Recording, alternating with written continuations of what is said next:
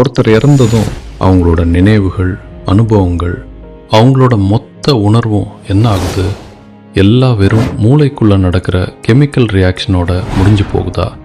இல்லை, அந்த உணர்வு நிலை, அதாவது கான்ஷியஸ்னஸ் என்பது யாராலும் அழிக்க முடியாத ஒரு தகவலா இந்த பிரபஞ்சத்தில் மிதந்துக்கிட்டு இருக்குமா? நாசால வேலை செஞ்ச ஒரு விஞ்ஞானியோட ஒரு கோட்பாடு ஆயிரக்கணக்கான வருஷமாக நம்ம பேசிட்டு வர்ற மறுபிறவிங்கிற மர்மத்தை அவிழ்க்க போகுதா? வாங்க, அறிவியலோட கண்ணில் இந்த மர்மத்தை ஆராய்ஞ்சு பார்க்கலாம். பகுதி 1, பண்டைய ஞானத்தின் புதிர், மறுபிறவி. இந்த வார்த்தையை கேட்ட உடனேயே நம்ம மனசுக்குள்ள 1000 கேள்விகள் வரும். சிலர் இதை 100க்கு 100 நம்புவாங்க, சிலர் இதை சுத்த கட்டுக்கதைன்னு சொல்லுவாங்க. ஆனால் உலகத்தோட பழமையான கலாச்சாரங்கள்லையும் தத்துவங்கள்லையும் மறுபிறவிங்கிற கான்செப்ட் ரொம்ப ஆழமாக வேரூன்றி இருக்கு. இந்து மதத்தின்படி நம்ம ஆன்மா நம்ம செஞ்ச பாவ புண்ணியத்துக்கு ஏற்ற மாதிரி வேற வேற உடல்களை எடுக்கும்னு சொல்லப்படுது. ஒரு பழைய சட்டையை கழுத்துட்டு புது சட்டையை மாற்ற மாதிரி ஆன்மா ஒரு உடலை விட்டுட்டு இன்னொரு உடலுக்கு பயணிக்குதுன்னு பகவத்கீதை சொல்லுது. பௌத்த மதமும் மறுபிறவியை ஏற்றுக்குது. ஆனால் அவங்க ஆன்மான்னு ஒரு நிரந்தரமான விஷயமா பார்க்காம உணர்வின் தொடர்ச்சியாக இதை பார்க்குறாங்க. நம்ம புராணங்களில் கூட இதுக்கு ஏகப்பட்ட கதைகள் இருக்கு. தக்ஷனோட மகளான சதி யாகத்தில் தன்னை மாய்த்துக்கிட்ட பிறகு பர்வதராஜனோட மகளா உமையா மறுபிறவி எடுத்ததா புராணங்கள் சொல்லுது. இதெல்லாம் கதையாக இருக்கலாம், ஆனால் உலகம் பூரா பல நூற்றாண்டுகளா எப்படி ஒரே மாதிரியான ஒரு கருத்து நீடிக்குது? அதுதான் இங்க இருக்கிற $1 மில்லியன் கேள்வி. இந்த நம்பிக்கை ஆன்மீகத்தில் மட்டும்தான் இருக்கா, இல்லை அறிவியலோட கதவுகளையும் தட்ட ஆரம்பிச்சிருக்கா? பகுதி 2, அறிவியலும் மறுபிறவிக்கான தேடலும். சமீபமாக யூடியூப்லேயும் இன்டர்நெட்லேயும் நாசா மறுபிறவியை நிரூபிச்சிருச்சுன்னு ஒரு நியூஸ் பயங்கரமாக வைரல் ஆகுது. இதில் எந்த அளவுக்கு உண்மை இருக்கு? முதல்ல ஒரு விஷயத்த ரொம்ப தெளிவாக ஆணித்தரமாக சொல்லிடலாம். மறுபிறவியை நிரூபிப்பதாக நாசா எந்த ஒரு அதிகாரப்பூர்வ அறிவிப்பையும் வெளியிடவே இல்லை. அப்போ ஏன் நாசாவோட பேர் இதில் இழுக்கப்படுது? காரணம் பீட்டர் ஏ குரேரி. இவர் ஒரு காலத்தில் நாசாவோட மார்ஷல் விண்வெளி மையத்தில் பொறியாளராக வேலை செஞ்சவர். அவர் முன்மொழிந்த ஒரு கோட்பாடு தான் சுய குறிப்பு உணர்வு கோட்பாடு. முக்கியமான விஷயம் என்னன்னா, இது ஒரு அதிகாரப்பூர்வமான விஞ்ஞானிகளால் ஏற்றுக்கொள்ளப்பட்ட கோட்பாடு கிடையாது. இது அவரோட தனிப்பட்ட வெளியிடப்படாத ஒரு கருதுகோள், ஹைப்போதசிஸ் மட்டுமே. இந்த கோட்பாடு நேரடியாக மறுபிறவியை பற்றி பேசல, ஆனால் உணர்வு நிலை, அதாவது கான்ஷியஸ்னஸ்னா என்னன்னு புரிஞ்சிக்க முயற்சி செய்யுது. ரொம்ப சிம்பிளாக சொல்லணும்னா, நம்மளோட உணர்வு நிலைங்கிறது மூளையில் நடக்கிற ஒரு தொடர்ச்சியான ஃபீட்பேக் லூப் மாதிரி என்கிறார் குரேரி. அதாவது நம்மளை பற்றியே நம்ம திரும்ப திரும்ப யோசிக்கிற ஒரு சுய குறிப்பு செயல்பாடு தான் நான் என்ற உணர்வையே நமக்கு தருது. இதே மாதிரி ஒரு சிந்தனையை தான் ஆக்ஸ்போர்ட் யூனிவர்சிட்டியோட புகழ்பெற்ற கணித இயற்பியலாளர் சர் ரோஜர் பென்ரோஸும் முன்வைக்கிறார். அவரோட ஆர்கஸ்ட்ரேட்டட் ஆப்ஜெக்டிவ் ரிடக்ஷன் கோட்பாட்டின்படி நம்ம மூளை நியூரான்ஸ்குள்ளே இருக்கிற மைக்ரோடியூபியூல்கிற மிக நுண்ணிய குழாய்களில் குவாண்டம் செயல்பாடுகள் நடக்குது.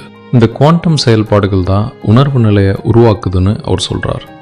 ஆனால் ஒரு விஷயத்தை நம்ம நல்லா ஞாபகம் வச்சுக்கணும். பீட்டர் குரேரியோ சரி, ரோஜர் பென்ரோஸோ சரி, தங்களோட கோட்பாடுகள் மறுபிறவியை நிரூபிக்குதுன்னு எங்கேயுமே சொல்லலை. அவங்களோட நோக்கம் எல்லாம் உணர்வு நிலையோட அறிவியல் அடிப்படையை புரிஞ்சுக்கிறது மட்டும்தான். ஆனால் அவங்களோட கோட்பாடுகள் சில செம்ம இன்ட்ரெஸ்டிங்கான கேள்விகளை எழுப்புது. பகுதி 3, அறிவியலும் ஆன்மீகமும் சந்திக்கும் புள்ளி. இயற்பியலோட அடிப்படை விதி என்ன சொல்லுது? ஆற்றலை, எனர்ஜி, ஆக்கவோ அழிக்கவோ முடியாது. அது ஒரு வடிவத்திலிருந்து இன்னொரு வடிவத்துக்கு மாற மட்டும்தான் செய்யும். அப்போ ஒருவேளை நம்ம உணர்வு நிலையும் ஒரு வகையான குவாண்டம் தகவலா, குவாண்டம் இன்ஃபர்மேஷன் இருந்தா அதுக்கு அழிவு உண்டா? இங்கேதான் குரேரியோட கோட்பாடு ஒரு புது சிந்தனைக்கு கதவை திறக்குது. உணர்வு நிலை என்பது ஒரு சுய குறிப்பு அமைப்புன்னா, நம்ம உடல் அழிஞ்ச பிறகும் அந்த அமைப்பு மட்டும் பிரபஞ்சத்தில் ஒரு தகவலா மிதந்துட்டு இருக்க முடியுமா? இதை ஒரு கம்ப்யூட்டர் உதாரணத்தோட ஈஸியாக புரிஞ்சுக்கலாம். ஒரு கம்ப்யூட்டரோட ஹார்ட்வேர் உடைஞ்சு போகலாம், ஆனால் அதில் இருந்த சாஃப்ட்வேர் நம்ம ஒரு பென் டிரைவில் காப்பி பண்ணி இன்னொரு புது கம்ப்யூட்டரில் இன்ஸ்டால் பண்ண முடியும் இல்லையா? அதே மாதிரி நம்ம உடலுங்கிற ஹார்ட்வேர் அழிஞ்சாலும் உணர்வு நிலைங்கிற சாஃப்ட்வேர் இந்த பிரபஞ்சத்தில் எங்கேயாவது ஒரு தகவலாக சேமிக்கப்பட்டு இன்னொரு புது உடல்ல பதியப்பட வாய்ப்பு இருக்கா? இது முழுக்க முழுக்க அறிவியலால் நிரூபிக்கப்படாத ஒரு ஊகம்தான். ஆனால் இந்த ஊகம் நிஜ வாழ்க்கையில் நடந்த சில சம்பவங்களை பார்க்கும்போது நம்மளை ஆழமாக சிந்திக்க வைக்குது. பகுதி 4, ஆதாரங்களும் எதிர்வாதங்களும்.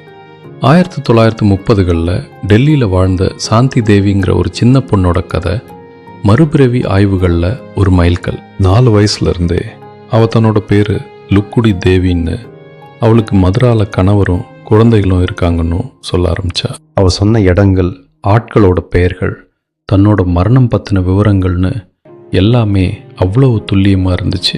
இந்த விஷயம் மகாத்மா காந்தியோட கவனத்துக்கு போக அவர் ஒரு குழுவை அமைச்சு இதை விசாரிக்க உத்தரவிட்டார். சாந்தி தேவியை மதுராவுக்கு கூட்டிட்டு போனப்போ அவள் அதுக்கு முன்னாடி பாத்திராத அந்த ஊர்ல தன்னோட பழைய வீட்டையும் உறவினர்களையும் மிக சரியா அடையாளம் காட்டினாள். அந்த குழு சாந்தி தேவி சொல்றதுல உண்மை இருக்குன்னு அறிக்கை சமர்ப்பித்தது. இது மாதிரி 1-2 இல்ல, ஆயிரக்கணக்கான சம்பவங்கள் பதிவு செய்யப்பட்டிருக்கு. டாக்டர் யான் ஸ்டீவன்சன் என்ற மனநல மருத்துவர் தன்னோட வாழ்க்கையின் பெரும் பகுதியை இதுக்காகவே அர்ப்பணிச்சார். உலகம் முழுக்க பயணம் செஞ்சு பூர்வ ஜென்ம நினைவுகள் இருக்குன்னு சொன்ன 2500க்கும் மேற்பட்ட குழந்தைகளை அவர் ஆய்வு செஞ்சார். இதுல ஆச்சரியமான விஷயம் என்னன்னா, சில குழந்தைகள் தங்களோட முந்தைய பிறவியில எப்படி இறந்தோன்னு சொன்னாங்களோ அதுக்கு சம்பந்தப்பட்ட காயங்களை தங்களோட உடம்புல மச்சங்களாகவோ தழும்புலாகவோ கொண்டிருந்தாங்க. உதாரணமா, துப்பாக்கியால் சுடப்பட்டு இருந்ததா சொன்ன ஒரு பையனோட உடம்புல குண்டு துளைச்ச இடத்துலையும் அது வெளியேறின இடத்துலையும் 2 மச்சங்கள் இருந்ததை அவர் பதிவு செஞ்சிருக்கார். இதெல்லாம் மறுபிறவிக்கு ஆதரவான வலுவான சாட்சியங்களா தோணினாலும் அறிவியல் உலகம் இதை அப்படியே ஏத்துக்கிறதில்ல. அவங்க தரப்புல இருந்தும் வலுவான எதிர்வாதங்கள் இருக்கு. மூளை சார்ந்த வாதம். முதலாவதா, உணர்வு நிலைங்கிறது மூளையோட ஒரு செயல்பாடு தான். மூளை நின்று போச்சுன்னா உணர்வும் அதோட முடிஞ்சு போயிடும். அதுக்கப்புறம் அது தொடர வாய்ப்பே இல்லைன்னு பெரும்பாலான விஞ்ஞானிகள் சொல்றாங்க. கிரிப்டோமனேஷியா, அதாவது நம்ம எங்கேயோ படித்த ஒரு விஷயத்த நம்மளோட சொந்த அனுபவம்னு நாமளே தவறாக நினச்சிக்கிறது. சாந்தி தேவி விஷயத்தில் கூட அவங்க குடும்பத்துக்கு தெரிஞ்ச யாரோ ஒருவர் மூலமாக மதுரா பற்றின தகவல்கள் குழந்தைக்கு கிடைச்சிருக்கலான்னு ஒரு வாதம் வைக்கப்பட்டது. ஆதாரமின்மை. 3வது ஒரு கேள்வி, பூர்வ ஜென்மம் பற்றி சொல்கிறவங்க ஏன் எமோஷ்னலான நினைவுகளை மட்டுமே சொல்கிறாங்க? ஏன் ஒருத்தர் கூட நான் போன ஜென்மத்தில் கோடீஸ்வரன், என்னோட பேங்க் அக்கௌண்ட் நம்பர் இதுதான், ஏடிஎம் பின் இதுதான்னு சொல்கிறதில்ல? அப்படி யாராவது ஒருத்தர் சொல்லிட்டா மறுபிறவியை ஒரே நிமிஷத்தில் நிரூபிச்சிடலாமே. இறுதியாக மரணம்ங்கிற பயத்தில் இருந்து தப்பிக்கவும் ஒரு ஆறுதலுக்காகவும் தான் மனிதன் மறுபிறவி, மரணத்துக்கு பின்னான வாழ்க்கை போன்ற நம்பிக்கைகளை உருவாக்கிக்கிட்டான்னு சில உளவியலாளர்கள் கருதுறாங்க. முடிவுரை. அப்போ இந்த மொத்த விவாதத்தோட முடிவு என்ன? நாசாவோ அல்லது வேற எந்த ஒரு பெரிய அறிவியல் அமைப்போ மறுபிறவியை அதிகாரப்பூர்வமாக நிரூபிக்கல.